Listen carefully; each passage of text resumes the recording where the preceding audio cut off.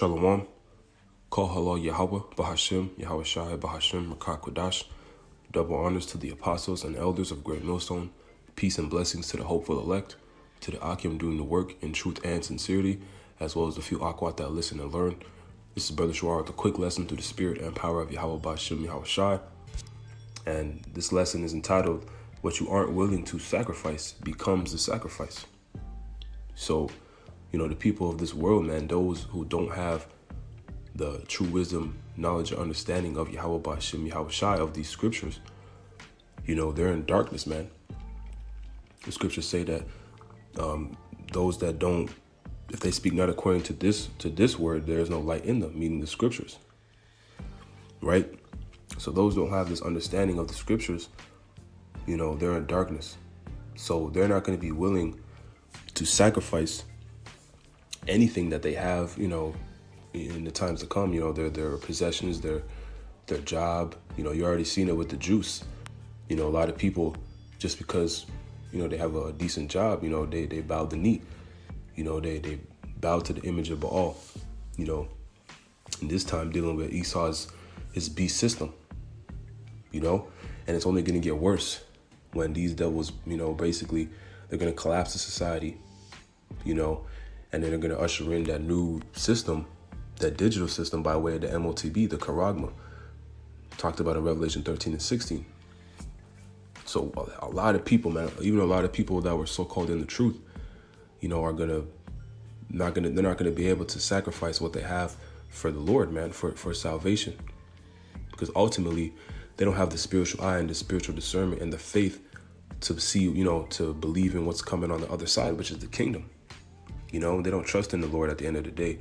So I want to touch on a few points, and just bring it out, man. So this is Matthew 16 and 24. It reads, Then said Yahushua unto his disciples, If any man will come after me, let him deny himself and take up his cross and follow me. For whosoever will save his life shall lose it. And whosoever will lose his life for my sake shall find it, right? That's the main point, man. If you're willing to sacrifice and lay your life down for this word, Yahweh Bahashim, Yahweh Shai, the Lord he's gonna reward you, man, because that takes true faith. And the Lord is dealing with those who have true faith in him. He's not dealing with these poser Israelites, man. These Israelites that just call themselves Israelites because it has a ring to it. Those who truly believe in the gospel of Yahweh Bahashim, Yahweh Shai, man.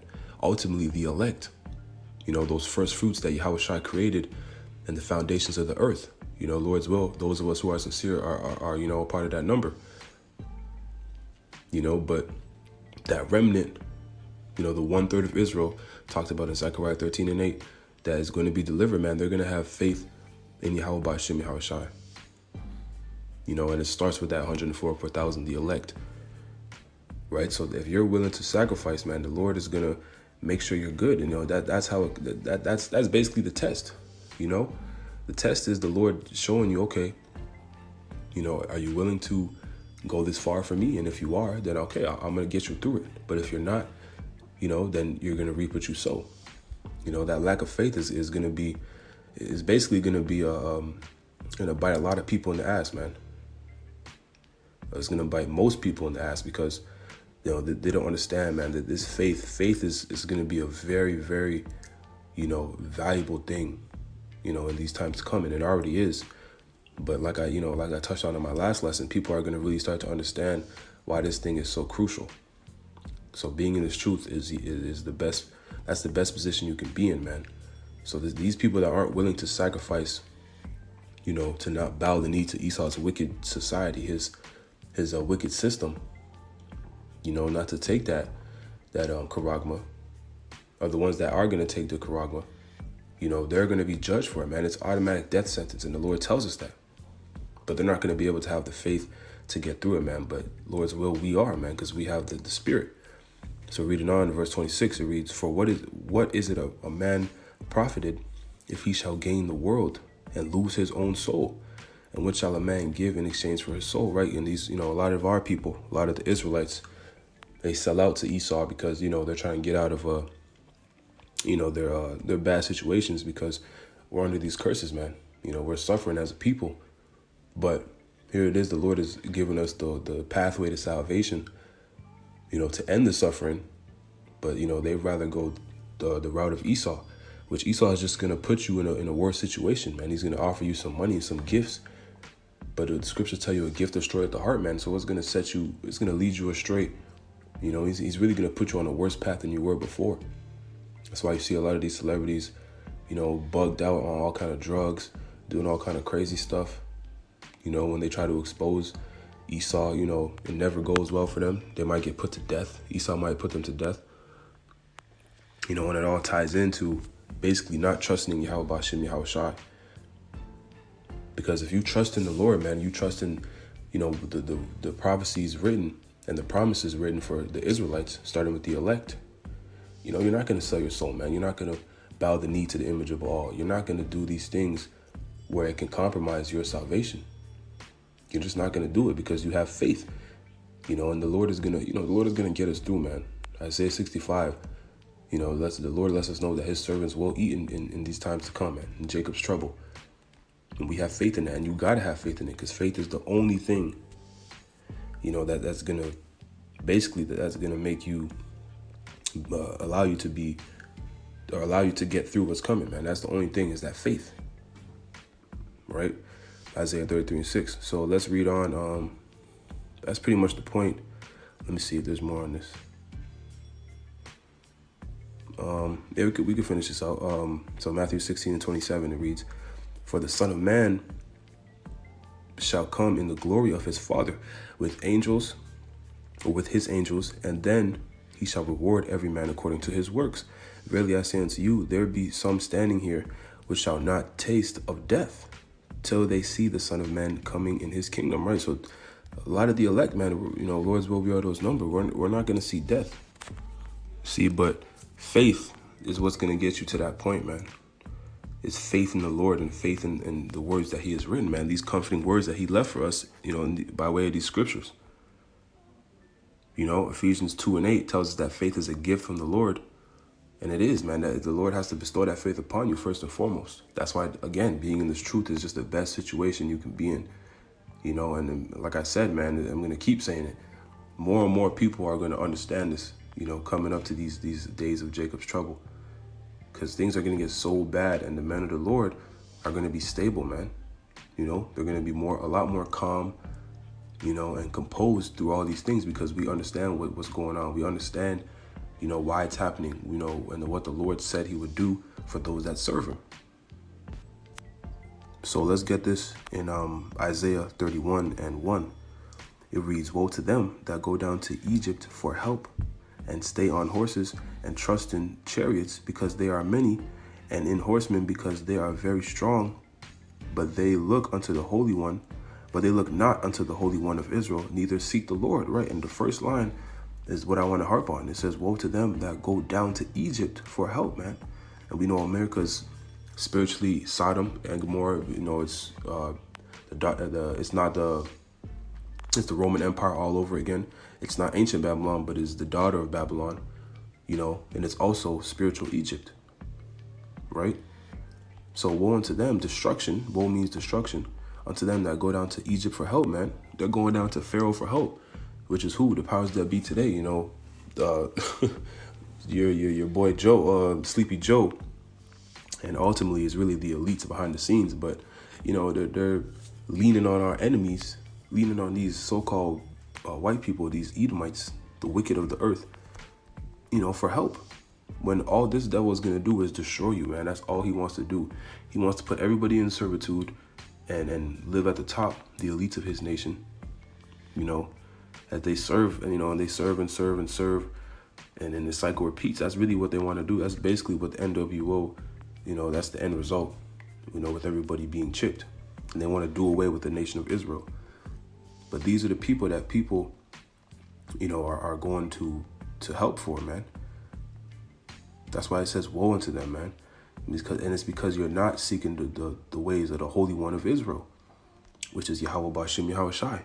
But who's seeking the ways of the Holy One of Israel? The elect.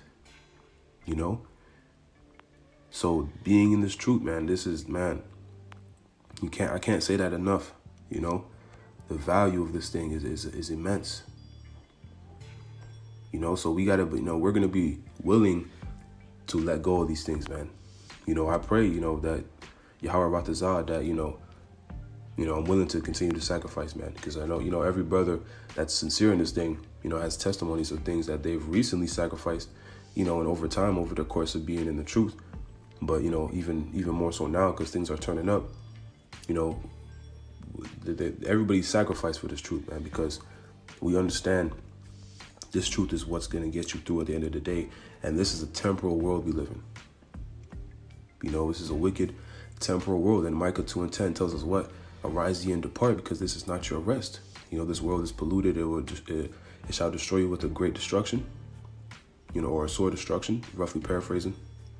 And why?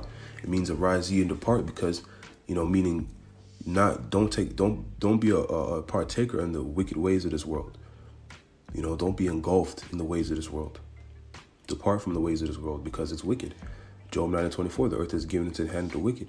This place was made for our destruction, man, as Israelites. Right? But the Lord has a kingdom coming for us, man. A kingdom. And these sacrifices that we're gonna have to make, it could be anything, man. Like I said, your job, family, whatever, your living situation. Most of these things are gonna have you're basically gonna have nothing, man, before the Lord comes back. Some situations may vary for brothers, but more than likely that's what it's gonna be. So we gotta be ready to let everything go, man, and trust that Yahweh B'Shem Yahushua is gonna get us through, and He will, because that is what He promised us, man. And the Lord is not a man that He should lie. So I'll grab a couple more scriptures, and then Lord's will close it out. So this is 1 Corinthians 9:23. It reads, "And this I do for the gospel's sake, and Salakia, that I might be partaker thereof with you. Know ye not that they which run in a race run all, but one receiveth the prize. So run that ye may obtain," right? Meaning, this truth. The prize is the kingdom, salvation. So run that ye may obtain, man. Just run. Don't even look back. Like Lot's wife. And, she was judged for looking back because she was still attached. She was still attached to her lifestyle, in Sodom and Gomorrah. We can't be attached to anything, man. You got to just run, just run all the way, to those chariots, Lord's will.